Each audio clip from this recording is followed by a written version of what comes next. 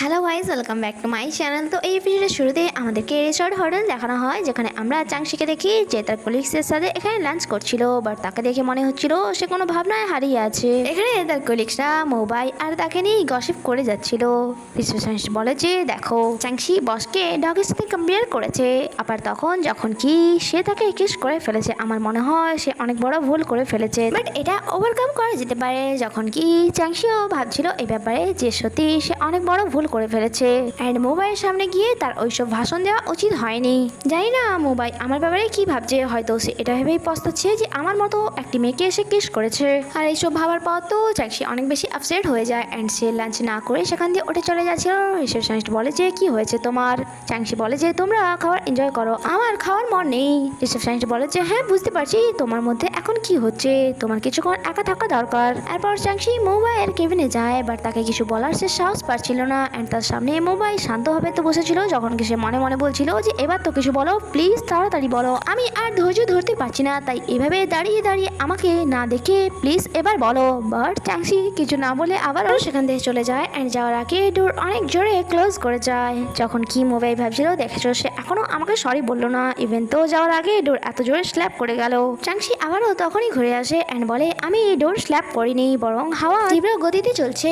Next সিনে আমরা চাংশিকে দেখি, যাকে তার কলিগসরা মিস্টার চাওয়ের কাছে নিয়ে আসে এন্ড তাকে বলে তুমি কি জানো ইনি ব্রেকআপ করু। এন্ড মিস্টার চাওকে তারা জানায় যে চাংশি কাউকে ভালোবেসে ফেলেছিল, ইভেন তো তার সাথে তার ব্রেকআপও হয়ে গেছে। বাট সে তো মানতে রাজি নয় যে সে ওই পার্সনকে ভালোবেসেছিল।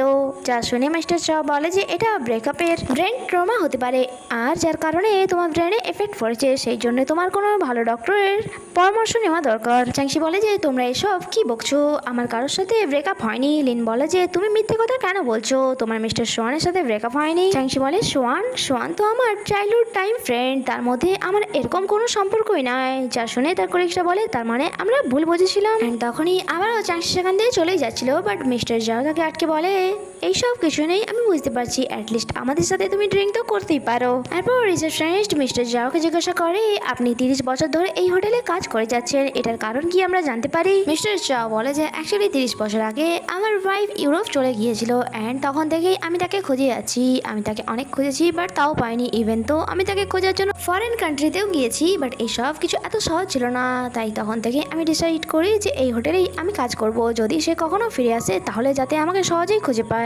আর সাথে সাথে মিস্টার চাও তার ওয়াইফের ফটো সবাইকে দেখায়, আর এখানে সবাই ওনার মিস্টার চাও এর কথায় অনেক বেশি অ্যাটাচড হয়। আর সাথে সাথে মিস্টার চাও তাদের সকলকে অ্যাডভাইস দেয় যদি লাইফে কখনো তোমরা তোমাদের ভালোবাসাকে খুঁজে পাও তাহলে কখনোই তাকে নিজের থেকে দূরে যেতে দিও না। নেক্সট সিনে আমরা লিনাকে দেখি, যখন সে হোটেলে আসে তাকে দেখে রিসেপশনিস্ট অবাক হয়ে যায়, কারণ সে অনেক বড় ফ্যান ছিল তার। লিনা তার কাছে এসে তাকে জিজ্ঞাসা করে তুমি কি স্যাজিটেরিয়াস? রিসেপশনিস্ট বলে যে হ্যাঁ, বাট এটা আপনি কি করে জানলেন? লিনা বলে যে তোমার প্রাউড পার্সোনালিটি দেখে আমার এটাই মনে হলো যে তুমি স্যাজিটেরিয়াস, তুমি দেখে নিও, খুব তাড়াতাড়ি তোমার দেখা মার্কারের সাথে হবে, এরপর তোমার লাইফ একদম সেট হয়ে যাবে। তার চলে যাওয়ার পর রিসেপশনিস্ট তার কলিগসকে জানায় যে তুমি জানো ইনি একজন খুব বড় অ্যাস্ট্রোলজিস্ট। নেক্সট সিনে মিস লিনার দেখা হয় মোবাইলের সাথে, আর যাকে দেখা মাত্রই প্রথম নজরে মোবাইলের কাছে তো মিস লিনা অপরিচিত ছিল, বাট মিস লিনাকে দেখে মনে হচ্ছিল যে সে মোবাইলকে আগে থেকেই চেনে। এরপর আমরা লিনিয়ানকে দেখি যে এখানে মোবাইলের কাছে আসে এন্ড তাকে বলে আজ আমার মুড হয়েছে যে তুমি আজ আমায় লাঞ্চ করাও। মোবাইল বলে আমার কি দায় পড়েছে যে আমি তোমাকে লাঞ্চ করাতে যাবো? লিনিয়ান বলে কিরকম মানুষ তুমি, আমি তোমার জন্য কি না কি করি আর তুমি সামান্য একটা লাঞ্চের জন্য মানা করছো। মোবাইল বলে যে ঠিক আছে চলো আমি তোমাকে লাঞ্চ করিয়ে দিচ্ছি। এরপর তারা রেস্টুরেন্টে যাওয়ার জন্য বেরিয়ে পড়ে এন্ড যখন তারা এখানে রেস্টুরেন্টে আসে সামনেই তাদের দেখা হয় লিনার সাথে। তখনই লিনিয়ান বলে ওটা কি চাংশি, এন্ড সে মোবাইলকে নিয়ে তাদের কাছে যায়। এন্ড এখানে সোয়ান বলে যে আমার মনে হয় তোমাদের আমাদের সাথে জয়েন করা দরকার, তাই তারাও এখানে বসে পড়ে লাঞ্চ করার জন্য।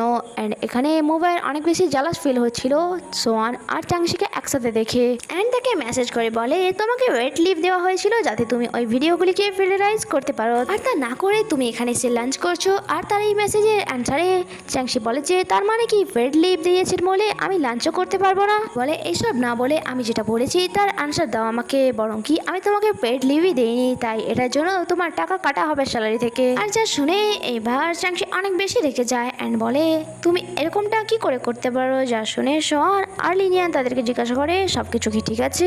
এখানে লিনিয়ান লিনিয়ান তার চাইল্ডহুড টাইমের কথা বলা শুরু করে যে আমি আর মোবাইল ছোটবেলা থেকে ফ্রেন্ড ছিলাম, ইভেন তো আমরা একসাথে ঘুমাতাম অ্যান্ড মাঝে মাঝে একে অপরের প্যান্টও শেয়ার করে নিতাম। আর তার এইসব কথা চাংশির একদমই ভালো লাগেনি অ্যান্ড সে অনেক বেশি জালাস ফিল করছিল এখানে। তখনই শন তাকে জিজ্ঞাসা করে তার মানে তুমি এটাও জানো যে তার বেডে কতগুলি মালস আছে? লিনিয়ান বলে যে হ্যাঁ 2টি।